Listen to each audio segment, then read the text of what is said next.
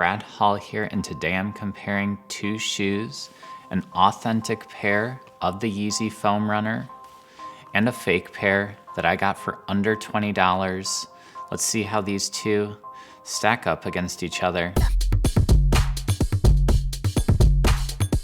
I actually picked up this fake pair a little bit ago, way before that recent news came out that we are getting a return of the Yeezy Foam Runner pretty soon. Hopefully those pairs will be attainable.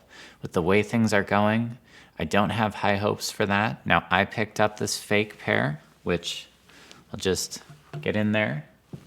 I picked these up for a couple of reasons. Number one, I wanted to see the quality on them. This is a fairly easy shoe to reproduce. You just need a mold, you need some foam, then you've got your shoe. The other reason I picked this up, I wanted something I could wear doing some household activities, and I wouldn't have to worry about ruining it because it's a pretty inexpensive shoe. With this pair of fakes, I can throw them on, use my bandsaw, and not worry about damaging the shoe with some sort of accident that happens. If I slip and damage that fake, I can easily replace it at a very reasonable price. So a very handy shoe to have around the house.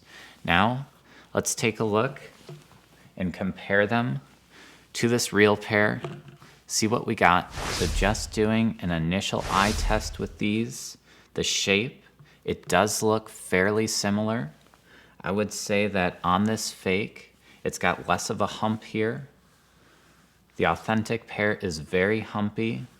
This fake is a little bit more flat. On this ankle area, this authentic pair here, it doesn't have the height as the fake pair. The fake pair really gets up there. I would actually say the biggest difference about these two is the shape of the holes and the quality of the holes. The holes on the authentic pair are bigger and they're a lot cleaner. They don't have any kind of foam left behind that should have been trimmed off. The real pair definitely feels more comfortable. The foam has a lot more squishiness to it, and it does feel lighter too.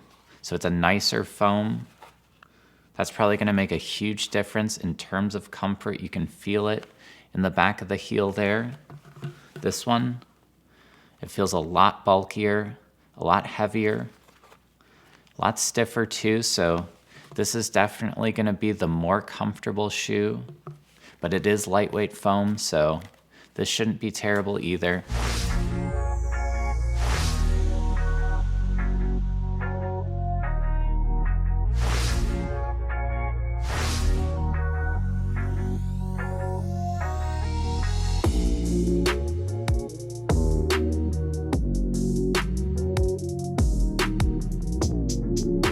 Fakes are very close to that real pair. If I were wearing these out, I would obviously, where is it?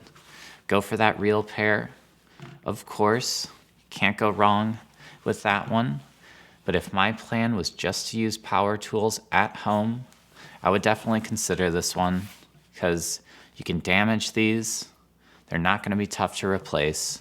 Pretty good option for that. That was my show for today. Thanks for watching.